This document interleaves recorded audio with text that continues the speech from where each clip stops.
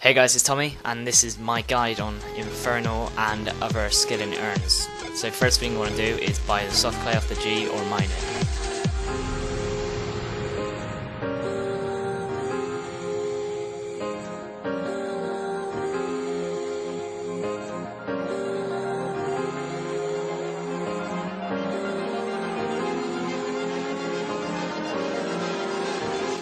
There are ways you can mine it without using the buckets of water on the clay to make it into soft clay by buying the bracelet of clay, but due to high prices and low demand, they are never in the Grand Exchange. I mean, I'm buying them for 2,000 each and they do not sell, so it's well worth buying or just mining the clay and using the buckets, or just buying the soft clay off the G first.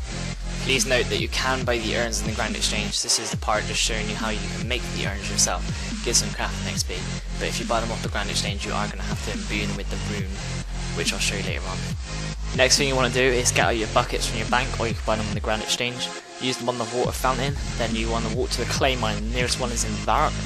I believe you just basically go where the guards are at the east bank, go all the way down following the wall and you'll be there. So you want to mine enough clay for how many urns you want to take.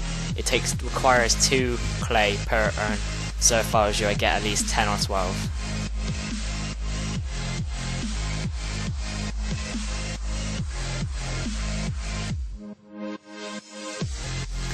The next thing you want to do is gear up. So things you're going to need is you're going to need the brown apron, which lets you in the crafting guild. You're going to need the ring of dueling to teleport to Castle Wars after, and this doesn't really cost that much to teleport there and back. And you're going to need the skills necklace 4, which teleports you just outside the crafting guild.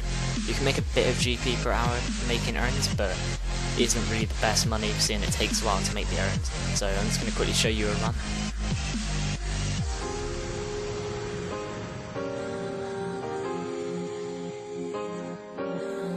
The first thing you want to do is go through the doors, and then you'll see the spinning wheels. Now you click on the spinning wheels, I think they're called spinning wheels. Anyway, you go into the urns, choose the urn you want to make. I'm making decorative mining because I want to get my mining up and it gives me some extra XP. So all you have to do is spin, so it doesn't really take that long to do the full inventory. It's just the last bit that does take the longest.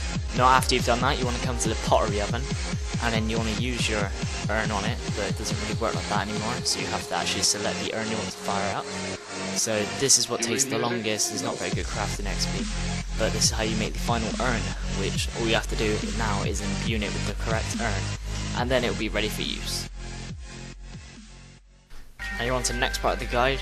This is what runes to imbue your urns with. Now, as you see, cooking is fire, and if you pause that image, you'll see exactly what runes you need to use. And if you watch this, now I did get this mission wrong, it turned out it was actually fire instead of earth, but oh well. So you get 3 different types of urns. You've got the cracked urns, you've got the infernal, you've got all different types. Each one is for each level type, which I'll, in a minute, put some text up saying which type of urn you should use at each level, because there's no point in using the highest level urn on your level 1 stat, because it would just take so long to fill up and it won't be worth the XP while you could be getting other XP. Okay, this is the level table. Now you want to use cracked urns from level 1 to 10, because you're not going to be gaining too much XP.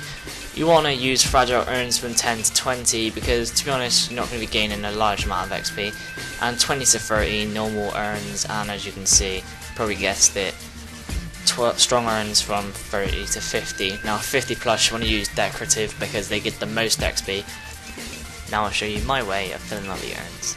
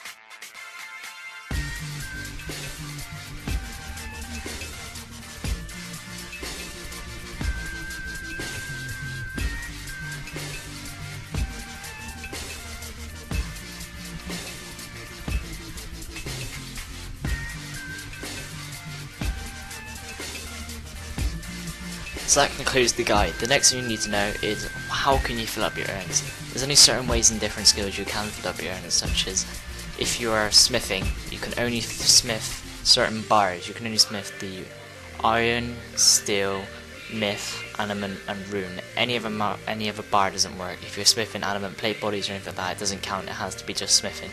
You cannot use the gold gauntlets with gold or it won't work. And another one to note is cutting, you cannot use it on ivy. The only ones you can use it on is the trees cutting for logs.